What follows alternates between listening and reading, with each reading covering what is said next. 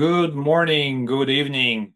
Welcome to our INSEAD Tech Talk today.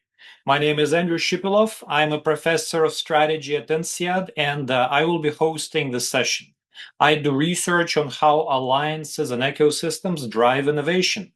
Among many things I do at INSEAD, I direct the section of International Directors Program, as well as a program which is called Managing Partnerships and Strategic Alliances. I'm also a member of INSEAD Board of Directors. Today's webinar is a part of the Tech Talk X series by Digital INSEAD. This webinar and this whole series is dedicated to exploring new digital technologies, their applications, as well as their impact on management, business, and society. For more information about digital at INSEAD webinars, please visit our website. And a big thank you to our sponsor, Accenture. Now, I would like to give a very brief intro of our guests. So first of all, we're happy to welcome Zulfi Alam, who is the Corporate Vice President of Quantum at Microsoft. Zulfi has spent the past 5 years leading the company's quantum program. Under his leadership, there is a world-class team at Microsoft, which is building not just the quantum machine, but the full stack ecosystem required to move quantum from scientific breakthrough to practical, scalable technology. Then I'm also thrilled to welcome Freeke Heijman. So she laid the foundation of the Dutch quantum ecosystem approach as a founder and former director of Quantum Delta Netherlands. At the core of this ecosystem is the Technical University of Delft Hub, with a growing group of quantum startups and scale-ups, and she is a board member on several of these startups and scale-ups. She's also the vice president of the European Quantum Industry Consortium and runs a boutique consultancy company. Her expertise is building ecosystems, bridging policy, academia, investors, and the industry. Freeke has an extensive background in economic policy, and she is an old-timer in quantum. She started her quantum journey in 2013 with the start of the QTech at Delft in the Netherlands. Then Laura Converso, we're very happy to welcome her as a Principal Director at Accenture Research, where she leads thought leadership, intelligence, and insights of quantum technology at the global level. Laura has also been the World Economic Forum Fellow for several consecutive years, contributing directly to publications and agenda in the quantum field, including the quantum potential to accelerate progress towards the UN Sustainable Development Goals, as well as studying quantum opportunities and imperatives by industry. Finally, Liam Goodmann, who is currently serving as a Chief Technology Officer of Fidamy, which is an insurance company, part of an N Group. If you know, this is a big Dutch insurance firm. Liam is actively engaged in academia and in the broader tech community, serving as chair for the advisory board for the Business Information Technology Management Master of Science program at the University of Amsterdam. Liam holds a master's in management from INSEAD with a focus spanning machine learning, full stack AI, venture capital, and investment management. And his MIM is on top of a bachelor's in business administration degree from the University of Amsterdam. So this is our panel. I'm very happy to have them all on board. Let me just give you a little bit of an overview for why we're here and why quantum is entering strategic conversations now. So as you all know, quantum has moved from physics labs to boardroom agendas.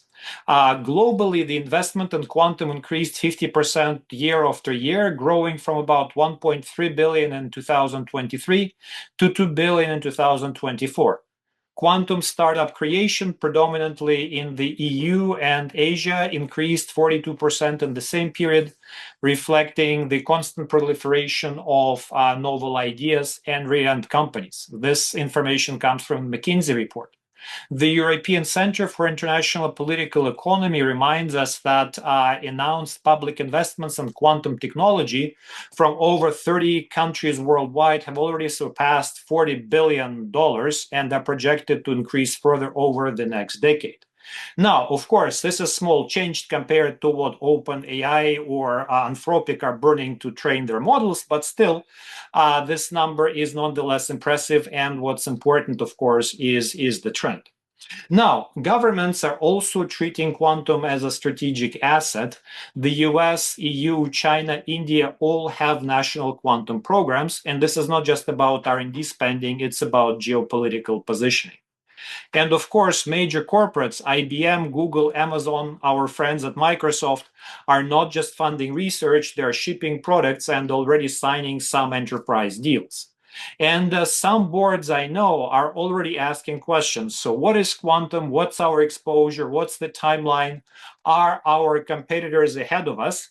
And this is exactly where we want to dive in.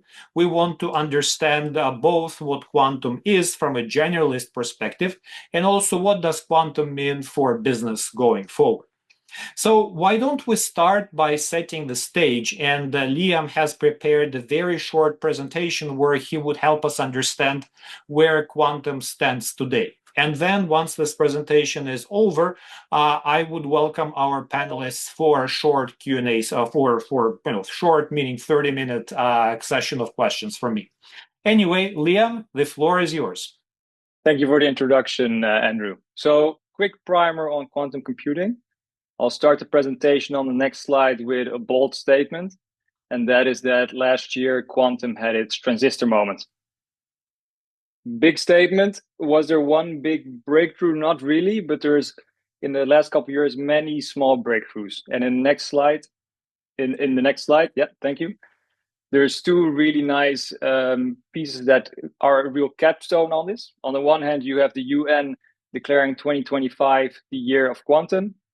And on the other side, you have the Nobel Prize in Physics for fundamental research in quantum that now underlies a lot of quantum computing. So in the next slide, what is really quantum computing? So a classical bit is essentially an on and off switch. You have it in your phone, billions of these, and they're always represented as a 1 or a 0. A qubit or a quantum bit is different as in that it is not a binary. I won't go into detail on what it is then, but it is essentially not limited to just 1 or 0. So in the next slide, why is it then powerful? With a classical computer, if you want to find the best path for a certain problem, essentially you need to do every option one at a time. On the other hand, quantum can essentially look at all the options at the same time, discard the lesser options, and immediately pick the best path all at once. And so in the next slide, I'll just do a small segue.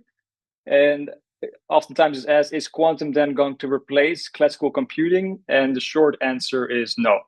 Most workloads will stay classical, and that is because quantum is very specialized. There's really a small set of problems that quantum is really good at, and these it will replace and even expand what can be done. But in the end, the two are very complementary.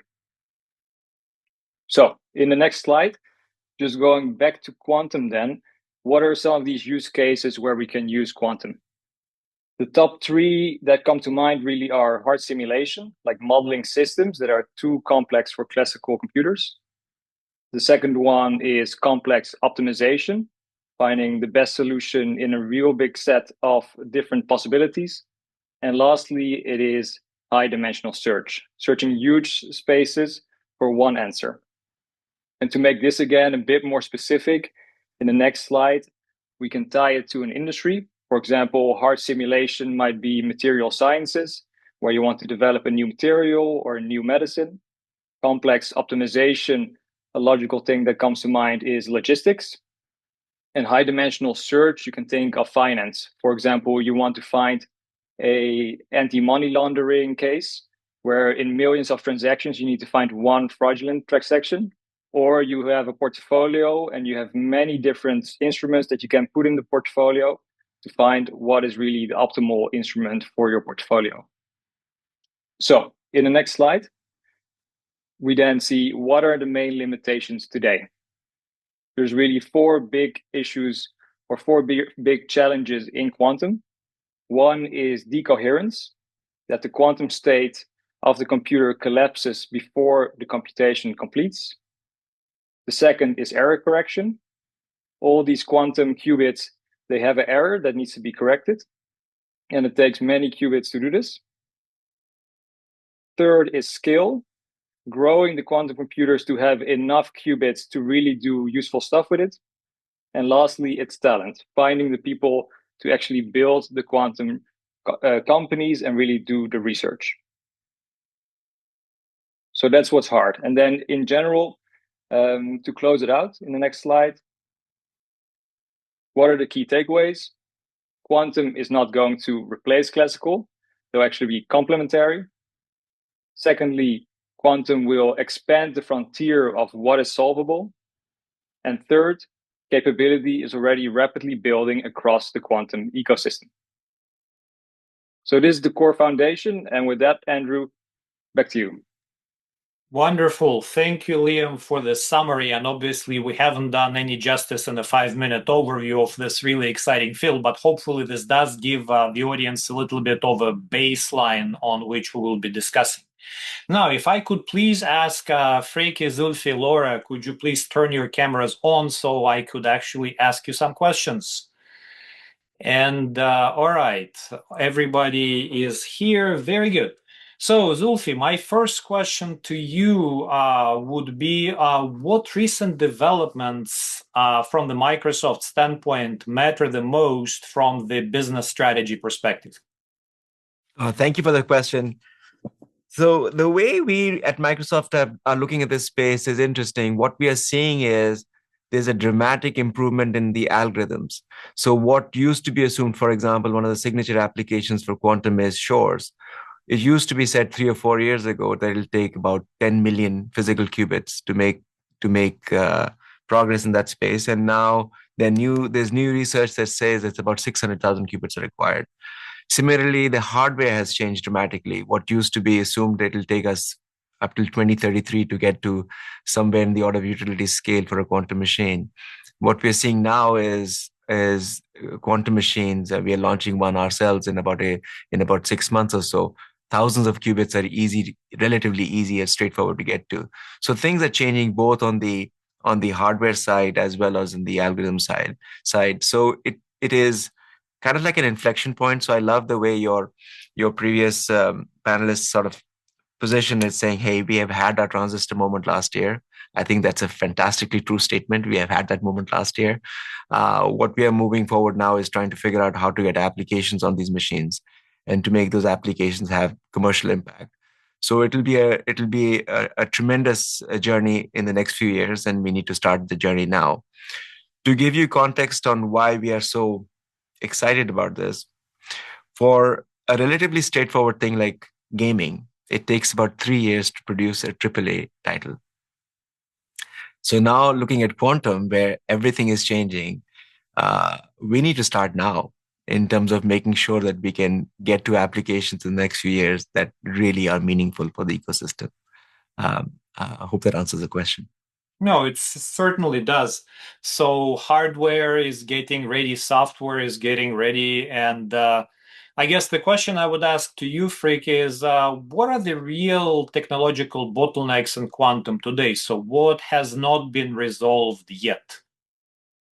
Yeah, it's a very good question, and thanks for having me. I think Liam already mentioned a few of them. I think error correction is sort of at the core of the challenges. So once you are below the fault tolerance threshold, it means that scaling the system, so increasing the number of qubits, no longer makes it noisier, but it makes it even more reliable. So in practical terms, you add the physical qubits, but your error rate decreases rather than to increase. And this inflection point was reached, I think, in 2024.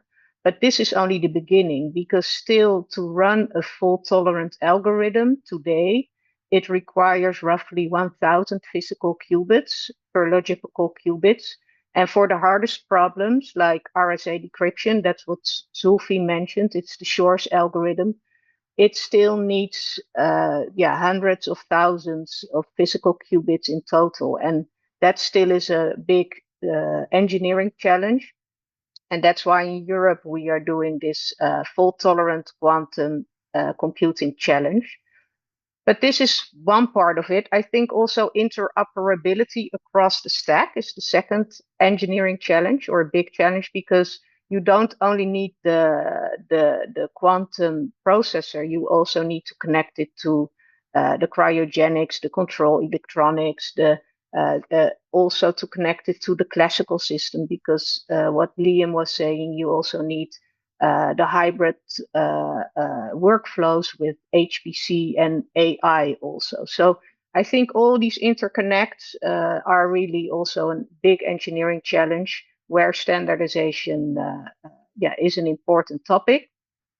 And the last point I would like to make as the challenge that we still have is yield, cost, and energy. So if you look at the cost per qubit or per quantum processing unit, it's still very high. And also to fabricate a quantum chip, it's not yet on industrial scale. So there we also need the industrial scaling.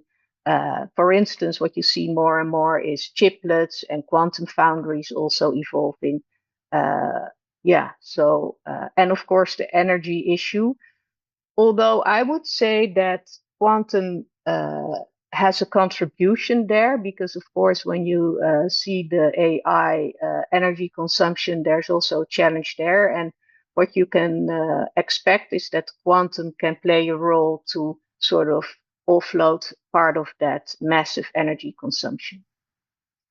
I would say that's the three main challenges that we see. And who owns the full hardware stack and the interoperability there? I think that's the play that's going to be played the coming years. Really interesting. So does again remind us of the transistor moment where there is this technology which seems to be working, but we haven't figured out how to create a semiconductor circuit out of the transistor. So really, really exciting times. Laura, from your perspective as a person who is working very deeply with different companies as a consultant and as a thought leader, so is quantum a near-term strategic priority for the companies you're speaking to, or is it something like a long horizon investment for them? That's a real good question, Andrew. I would say it's a question of balancing both the short-term bets with the long-term opportunity, both of them simultaneously. I mean, most of organizations are still treating quantum as something in the long-term horizon, right? Like a dot in an innovation, rather, that they check or monitor every 6 months, more like being an observer at the back seat. But that involves some risk, right? Because as Zulfi and Freeke were saying, once we have full-scale quantum computers available, it will be too late for industry leaders to win a competitive edge.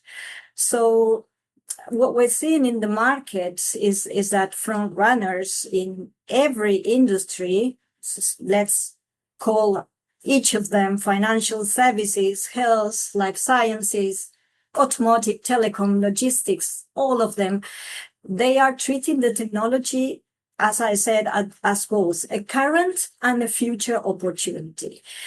These companies today are already working in three things. They are working to protect their systems against future quantum threats. They are doing it now. They are developing proprietary algorithms for the machines that we have available today. And they are shaping their expertise in-house, right? They are forming talent that can collaborate with the quantum ecosystem partners to co-develop solutions. So these are the areas that need to be kick off now. And I want to emphasize the point on building quantum algorithm, perhaps, because the interesting part for an end user organization begins when quantum techniques, in a sense, are adapted to a company's unique problems, unique data, unique assumptions. And that takes years to develop, not months, years. So, for instance, let's not forget that one of the biggest global investment banks started building their first quantum algorithm in pre-pandemic times, right? And we're in 2026. So just to finalize, actions is absolutely needed today in the short term, with some, of course, precaution, because the technology is not scalable yet, it's not entirely mature. So end users need to avoid committing to specific technologies, specific modalities, or vendors until we have full maturity in the market. And recognize that our knowledge in the field is still evolving, right? So taking all this into account, the time to act is now. Interesting. And let's stay with that kind of question, Laura, about the use cases. Because you're telling us, well, so for some companies already they need to experiment and play with them, just simply because if they don't, it's going to be too late. So Liam already started talking about different areas where companies already have the use cases for the quantum, optimization, materials, finance. Could you maybe give us a little bit of a deeper dive into where the Accenture clients are seeing near-term use cases for this technology?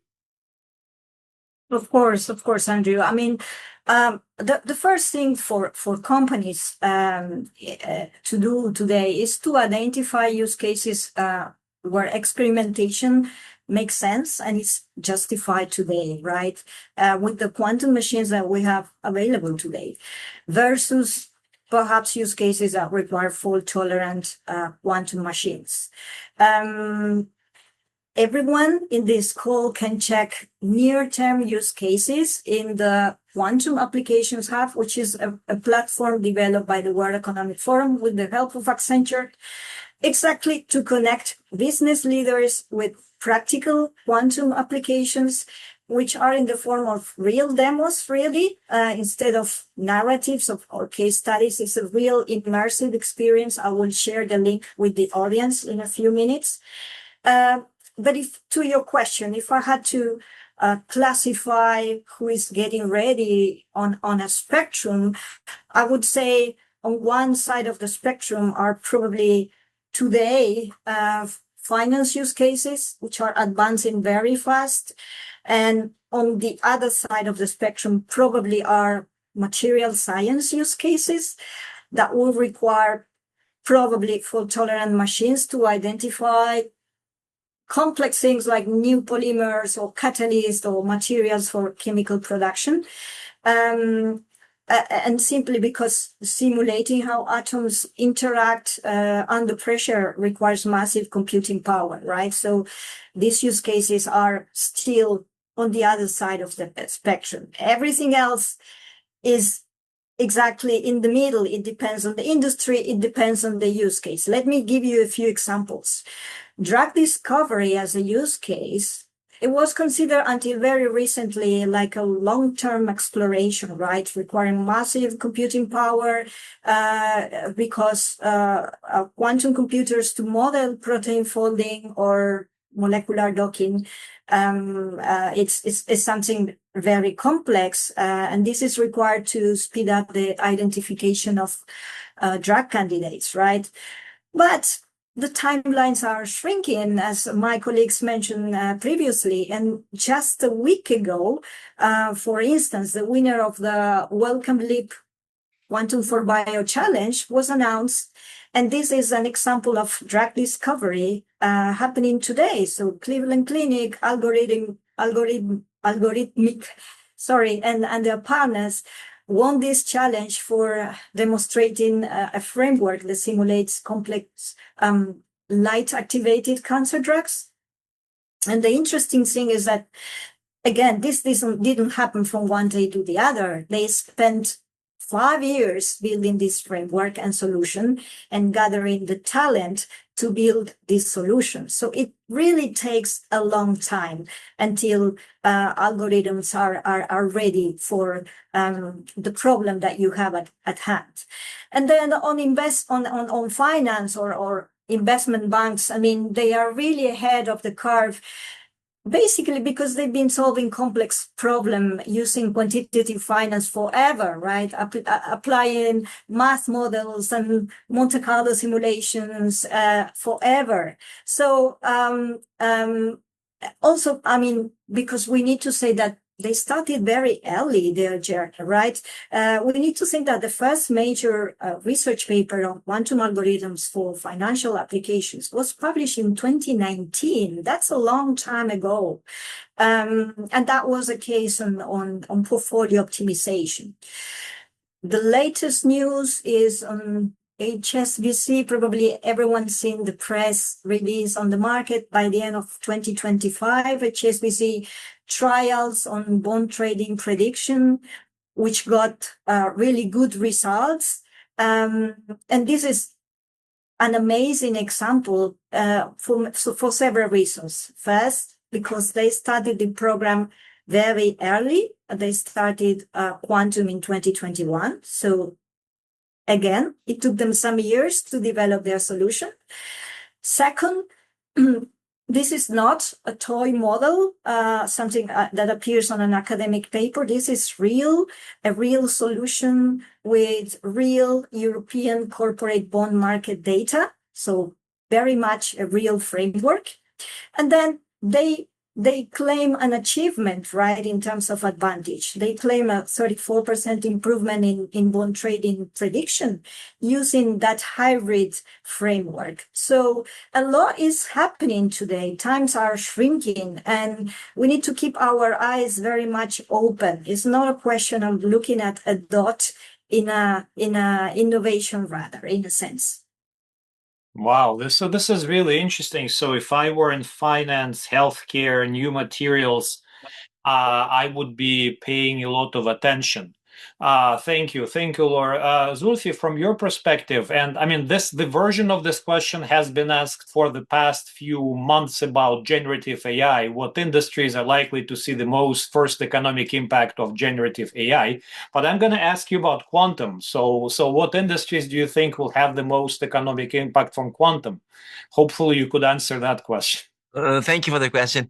Yeah, so from our perspective at Microsoft, we are laser focused on chemistry. Sounds like an odd thing to say, but for us, we think that chemistry is essentially everywhere. So the quantum machine is naturally suited to solve these atomic reactions and chemical reactions. And that's where we see it's a signature application for the system. We also are of the viewpoint that quantum machine is a big compute, small data problem, because getting data into a quantum machine is very, very hard. It's expensive. So that's the way we sort of view where these machines are going. And what that naturally takes us to is places like pharma. That's where the biggest impact is going to be in the short run, where you can essentially figure out the right chemical reactions. And kind of like you have to understand how these machines work. So these machines are they're actually quite slow. People are surprised. The quantum machine is actually very, very slow. But the way it works really, really well is because it's highly, highly parallel. And this makes it naturally suited to figure out what a reaction is going to be, because you can sort of entangle multiple atoms together and say, hey, how they're all working together. Where we see this going is, you can think of a pharma problem that requires a metallic enzyme in it, a metallic molecule in that enzyme, and that you can really figure out the exact solution. And normally that would not be possible, as one of our other colleagues said. So that's where we think this is going. It's all about chemistry, and it impacts 94% of every manufactured good in the planet. And we see pharma as a signature use case. Wow, this is really interesting. So chemistry, and let's say if I were in the chemistry sector, if I were in the pharmaceutical sector, if I were in investments and trading. Freeke, how should I think this as a CEO, as a board of directors? I'm not, let's say, an insurance company, NN Group, or I'm Sanofi, or pick your favorite firm. How should the leadership of the firm think about in terms of timing investments versus waiting? On the one hand, you could say, well, let's wait and see what happens because investments are quite substantial. On the other hand, you could say, well, we actually need to experiment with that while it's not too late. So what capabilities do you think companies should start building tomorrow when the leaders are completed listening to our little webinar? Yes. Well, thanks for the question. And I think it is very important to learn the lesson from AI. So, not to wait for the technology matures before building capability, but step into it already now. And it has several reasons. So, there's also the point of getting quantum ready. We haven't addressed it very extensively yet, but this harvest now, decrypt later problem, you have to have all your systems quantum ready to make sure that your data will not be cracked by a quantum computer when it's there. So that's the first thing that every company needs to do. And the other thing, if you're a chemistry company or Sanofi, and of course, I know they are already working on it, but it's very important to get as a first start, a C-level quantum sponsor. So somebody in your leadership team who adopts the topic and also experiments with use cases. So think of what are the biggest problems in your line of business and how could a quantum algorithm or a quantum inspired algorithm help that specific business problem. And for that, you can join an ecosystem network. So that could be, of course, quick. We have over 200 members, but you can also join other. There are a lot of ecosystems. So you don't necessarily have to build your own quantum computer from the get-go. It's about engaging in the ecosystem, knowing what's going on, building up a team, putting some investments here and there so that when the capability and the hardware scales up, that you're there to engage and the positions are not taken by the companies who have already done it. So you are mentioning an ecosystem, right? So don't go this alone. And that may be good news for the companies which are trying to figure out what machine learning and big data still is. Now we're asking them to do generative AI. And now you're basically saying, okay, now here's come the next one, quantum. So I'm sure many executives are scratching their heads and thinking, how do we do it all by ourselves?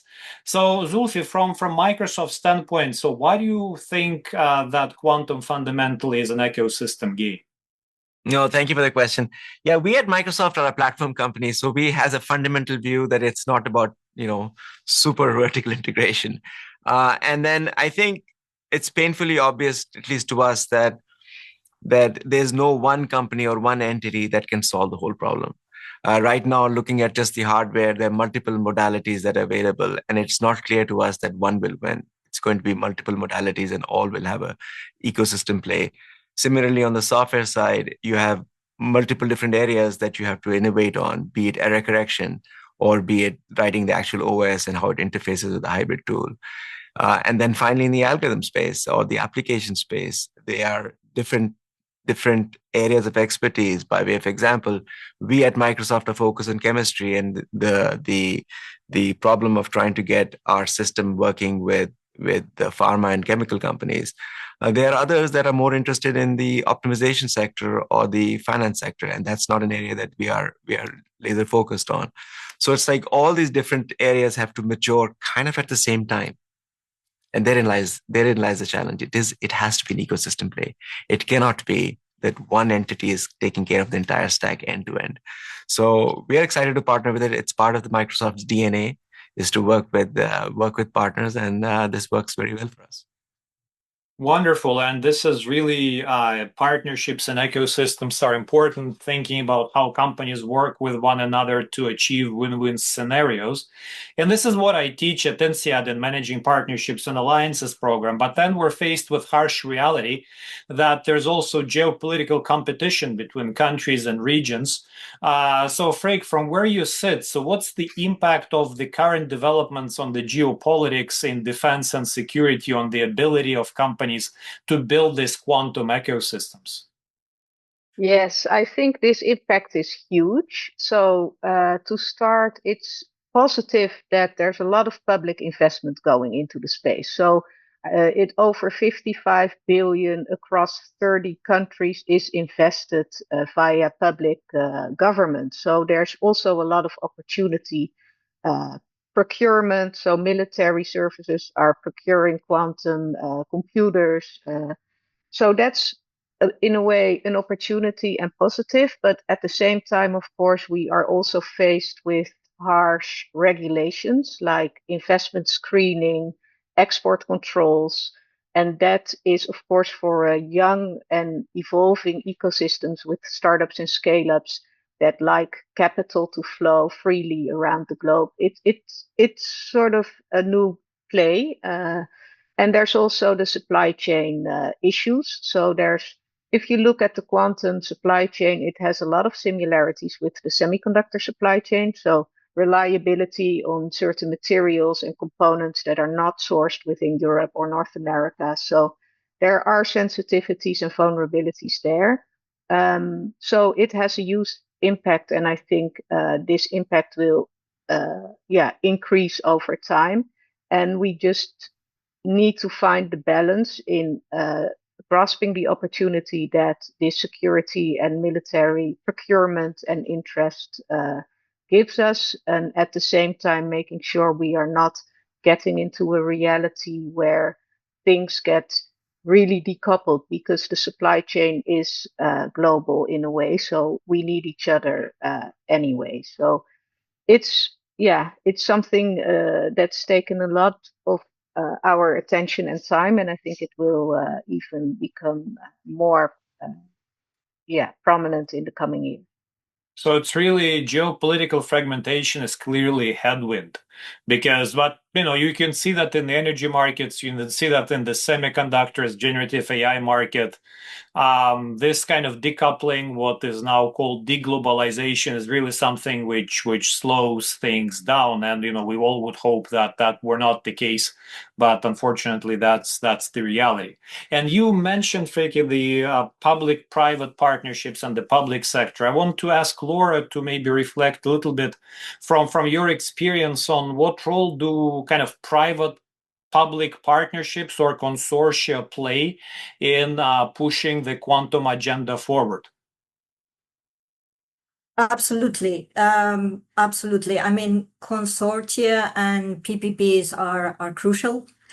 I couldn't emphasize more than quantum is an ecosystem game because it's too complex, it's resource intensive for any single company to achieve results on their own, right? So in any ecosystem game, it is crucial the existence of organizations that play, in a sense, the orchestrator role, right? They help to facilitate the dialogue, to bridge the gaps that can emerge. And so to start with, national quantum consortiums are acting as catalysts, as Freeke was mentioning. They help to build a quantum supply chain. They help to shape the national ecosystem. They make that dialogue happen across all the players that are many, from universities to startups to end user corporations to research labs. They also need to help to develop the workforce. At some point in time, we'll need those thousands of quantum workers entering the market, and this needs to start now if we want to be ready. We'll have industry standards at some point in time as well, and there's organizations like consortiums that needs to establish and guide companies through these standards.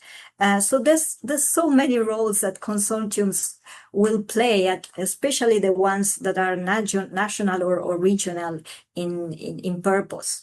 But and Quick is the perfect example, and Freeke is here in this panel with me, so she has all the experience. They are driving Quick driving European competitiveness in a sense here, right? So how to bring this to the table, it's fundamental. But let me bring an example from another type of consortium, which is an industry consortium, QTAC in Germany, a consortium that I like very much in terms of what they do. It's 10 organizations working on pharma chemical problems, big ones in Germany. You may know who they are: BMW, SAP, Siemens, and many others, 10 of them. They are working together to bring industrial applications to market. And why they work together? Because we're still in pre-competitive times. So it's important for them to share lessons, to share cost, to share knowledge, to get ready for when those amazing fault-tolerant quantum machines will be ready. So let's use these pre-competitive times in a intelligent way, in a way. So that's why I like this consortium in particular.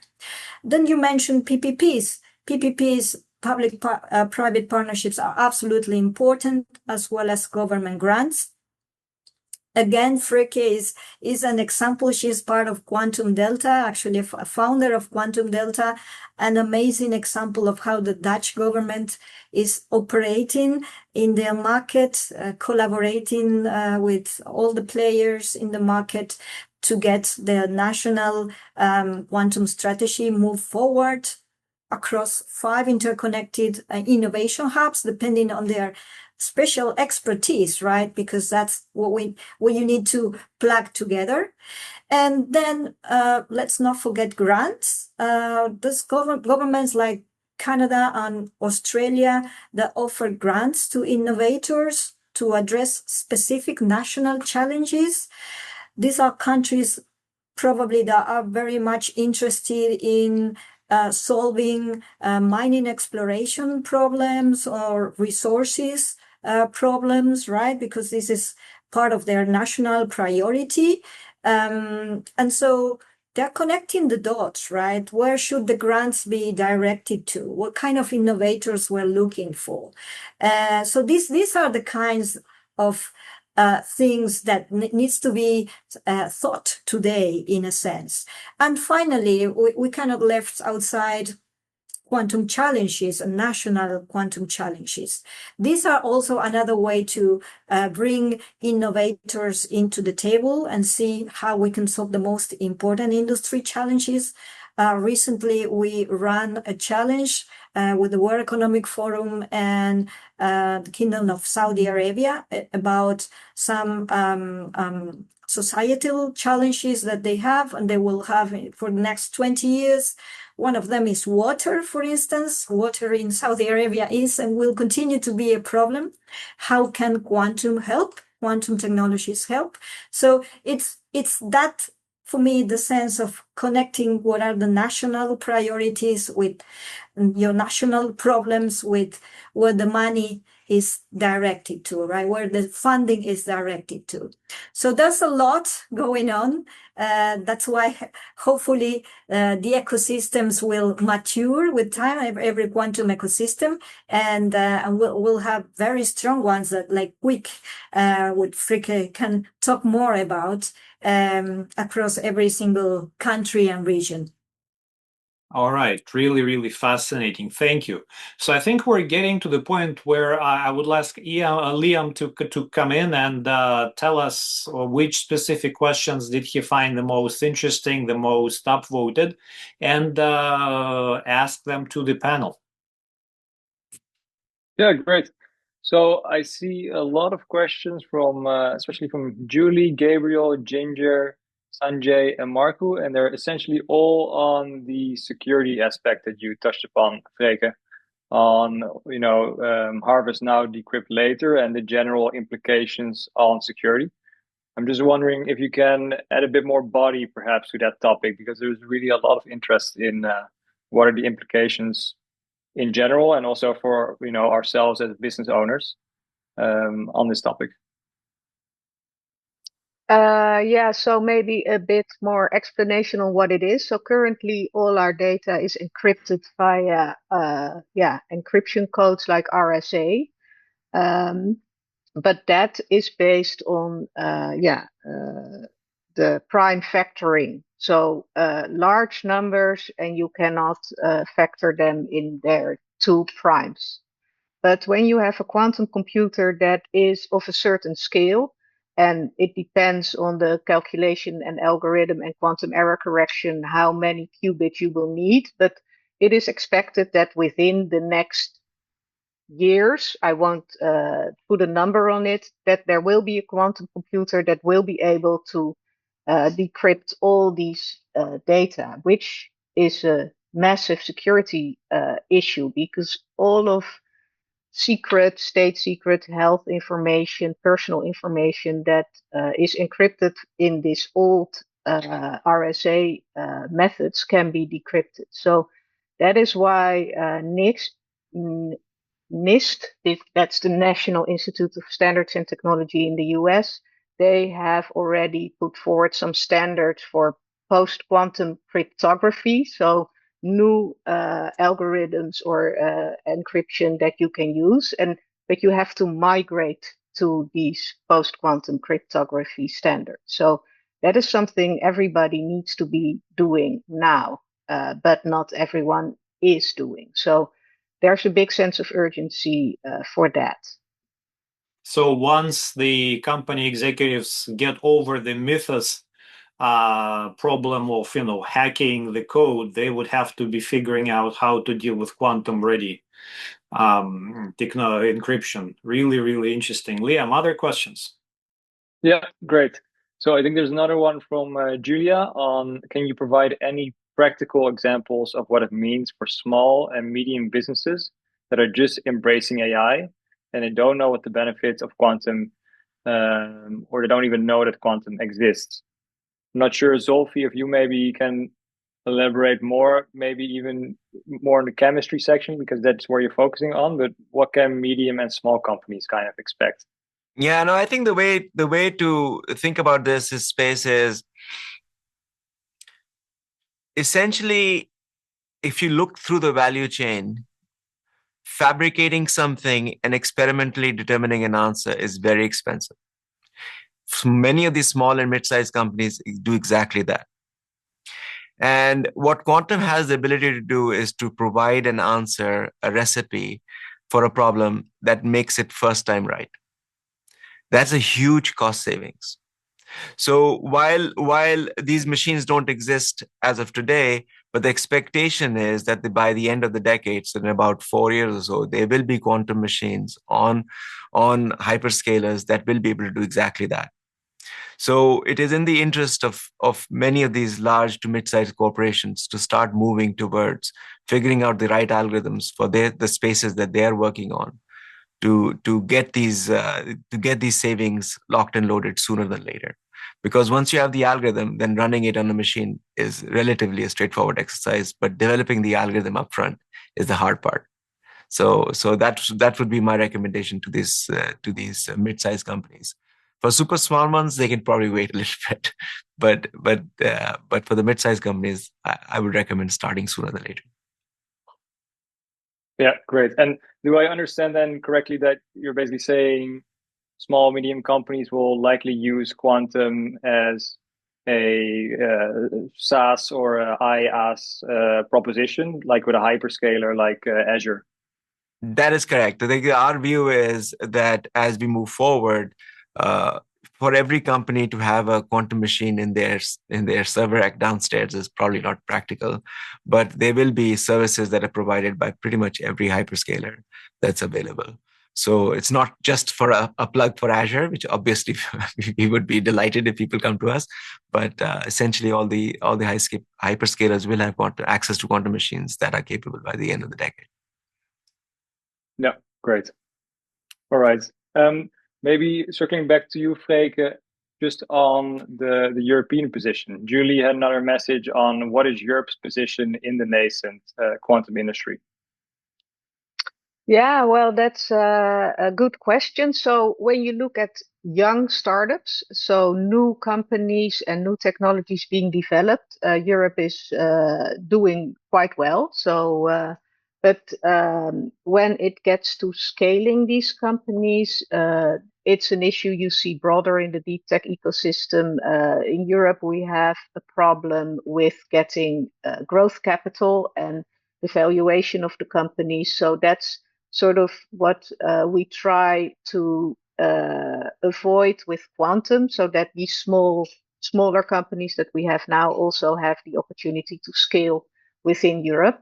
We also see that there are in Europe many focused companies that focus on part of the stack. So, for instance, here in Delft, you have Q-Blocks having control electronics, Delft Circuits only doing the cables. You have a fridge company. So whereas in North America, you see more system integrators and full stack companies, or Microsoft doing even more the full stack, but also doing complete platform and end user engagement. So there are some differences. Yeah, we've seen two amazing examples, European companies announcing that they're going public, also going to list dual listing on Nasdaq and on Euronext. So I think we are, yeah, we have a great ecosystem that, yeah, we would like to scale here in Europe. Yeah, so Great. if I ask this question because Puya put it in, and I am real. I think for many of the audience who is listening, this question would be very important. So basically, Puya is writing, I want to understand what skills for business development roles would be required for this sector once it's commercially viable. As somebody who is passionate about this technology, I would love to know how I can prepare for a career in this sector. And, Freeke, Laura, Zulfi, how would you answer that question? Which I think is a really good one. I'd like to take a stab at it. And I'd like to also go back to one of the previous points that were being made in terms of European readiness. I do think the system in Europe is a little bit fractured. So all the nation states are sort of doing their own thing and investing heavily in their own local efforts. In the long run, that is not a helpful point. I do believe as Microsoft is a global company, we are one of our largest operating centers is in Europe right now, as far as quantum goes. So it's an area of active concern on mine, is that how fractured the European ecosystem is, and how we should insist that the European Union take a more active role in unifying sort of the efforts across the board, just because the scale of investments that are going on in other parts of the world completely dwarf that in Europe. So that would be one semi-controversial point, but I wanted to make sure I get that one out there. The point regarding business development, look, quantum machines and quantum computers are kind of similar to classical ones. They're not that different. If you really break down the architecture, it turns out you have the same structure all up. Now, the way the algorithms work are different, but from a business development perspective, I think as long as the individual is well versed in understanding the basics of the technology, I don't think they will have very hard time figuring out how to engage. And especially because it is an ecosystem player, you do need business development people to connect the dots and to make sure that partnerships are struck. But you need to get well versed in the technology to a certain degree, so that you can actually at least talk the talk and walk the walk when you're trying to do these deals. So do a undergrad in physics in the Netherlands and do a MIM at INSEAD, something along those. Like, I think, talk about instead. I think everybody should have a business degree in general. It's not a bad thing to have. And I do believe, as a core technocrat myself, I do believe that you're infinitely better off having a background in engineering of sorts. But you should do an MBA after that, and preferably from a top school like INSEAD. Okay, wonderful, wonderful. Thank you. So maybe let's give every panelist like 1 minute to say some concluding remarks. So starting from you, Laura. So what are you taking away from this discussion? Perfect. On one line, as Zulfi was saying, companies, if they need to focus on one thing, is on building their proprietary algorithms now, before the computers are ready. This is the time to work. It takes a long time. It takes many years. We've seen it already with investment banks and large chemical and pharma company. It can take 5, 6, 7 years to build the solution for your data, your assumptions, your problems. So this is what big companies need to focus today. Okay, Zulfi, 1 minute takeaway. From my vantage point, companies need to start getting ready now. I think everybody will be shocked and surprised how quickly a quantum machine that is of commercial scale is able to hit the market.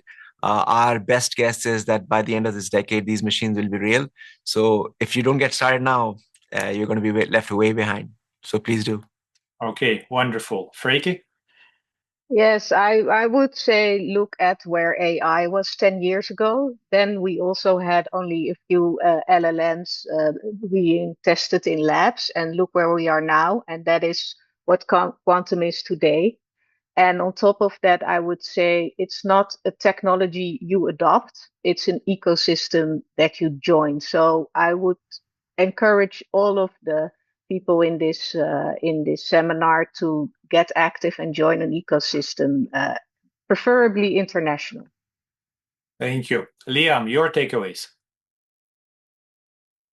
My takeaways, I think that it's coming all a lot quicker than most people think. And it's time to get started on the algorithm. So when we can take the hardware from Azure, then we can immediately go live. Thank you for saying that. Wonderful, wonderful. Well, for me, I think the most important takeaway is that quantum was an ecosystem play. So it takes many people to tango around quantum, and don't wait for quantum to be ready. Find your ecosystem, pick your partners, start learning now. In quantum, as in most frontier technologies, the value is created at the intersections, at the handshakes that people make to advance science and technology. Thanks, everyone. Thank you for all the panelists. Thank you, all the people who joined us. And we really appreciate your spending this time with us this morning or afternoon. All the best, and we'll hope to see you on more INSEAD webinars and podcasts about these and other technologies.